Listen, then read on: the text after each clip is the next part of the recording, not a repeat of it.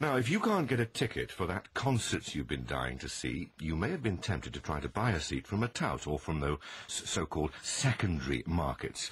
But then you can't always guarantee you'll actually receive the ticket or that it's the one you thought you'd paid for. Well, the government's Culture, Media and Sports Select Committee has published a report today that says ticket touts need to clean up their act.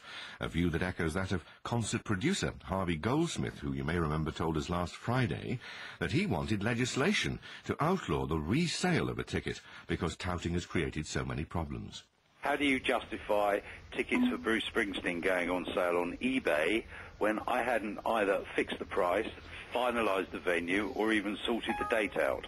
People buying tickets, front row tickets, which turn out to be at the rear of the venue or up in the gods. The kids that bought tickets for, take that, paid £300 a ticket for them, paid the money over, given a seat, block and row number, never received the tickets.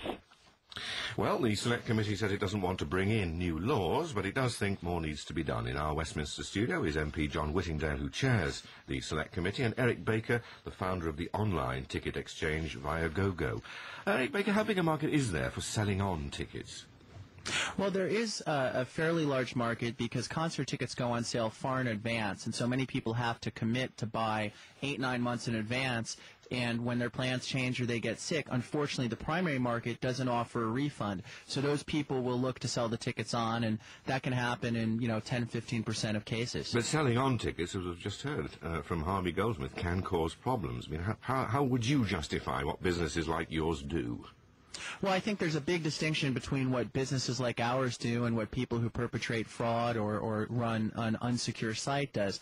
On Viagogo, we run something which is safe, secure, and guaranteed. In other words, we guarantee that when a buyer buys a ticket, they're going to get an authentic ticket. It's going to be the ticket they paid for, and they'll get it on time to go to the gig. That is guaranteed.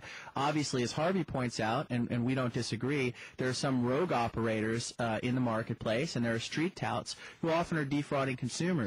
But we agree with the conclusion of the committee's report, which is that much like if you had used car salesmen who were selling defective cars under fraudulent terms, the solution is not to outlaw all used car sales. The solution is to weed out those people who are not performing up to standard and have those people shut down. Well, John Whittingdale, why don't you want to legislate against the problems that we know there are in this area? Well, I entirely agree with Harvey Goldsmith that the kind of abuses which he described are completely unacceptable, and I think that most reputable agents would agree and would make provision to ensure that that kind of abuse can't take place. So we're very clear that has got to be stamped out. But on the other hand, I think that the secondary market does provide a service for consumers who, for perfectly legitimate reasons, may discover that they can't use a ticket, and it is very difficult for them to get a refund from the person they originally bought it for, and so this provides a way of putting them together with somebody who wants to buy a ticket, and I don't think you can outlaw that. Yes, but I mean, for example, there's a ban on reselling tickets for football matches or for Olympic events. Why couldn't that sort of thing be extended?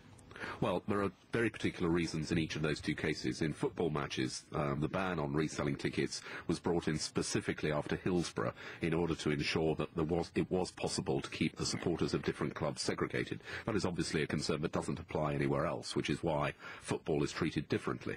And for the Olympics, it was a requirement of the IOC. But there are concerns. My principal concern is when you have examples of tickets going on sale for a very popular event, the concert sells out within about 20 minutes, and then half an hour later, half those tickets are back on sale in the secondary market at 5 or 6 times the cost originally paid for them. There are people who are buying up tickets with no intention of ever going to the event, simply in order to make a profit. Oh, you think a voluntary code of practice is going to stop that, do you? All that easy money to be made within minutes? Well, what I want to see is the industry sit down and talk about the kinds of solutions to tackle problems of that kind. And there are encouraging signs that that is now beginning to happen. There's been some movement in the last few weeks, and I think there is a good chance we can get a voluntary code.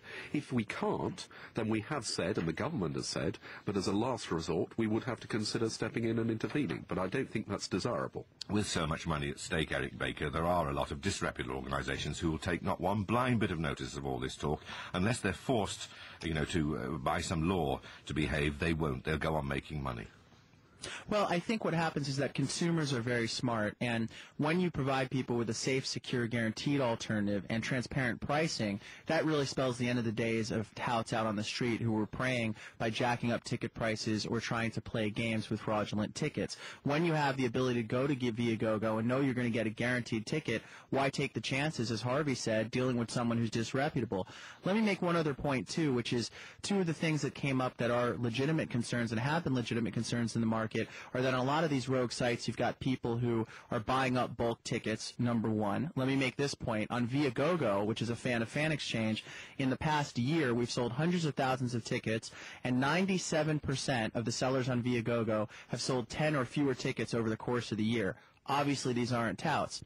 Secondly is the issue of price. There's a perception that these tickets are going at astronomical prices. Again, while a shady tout may be trying to shake someone down on a street corner for that, actually on Viagogo, we see that over half of our tickets in the past year went for face value or less. So it shows that the market can work, consumers are intelligent, and if you give them the option, people who don't play fairly are going to suffer economically. Okay, we'll leave it there. Eric Baker and John Whittingdale, thank you both.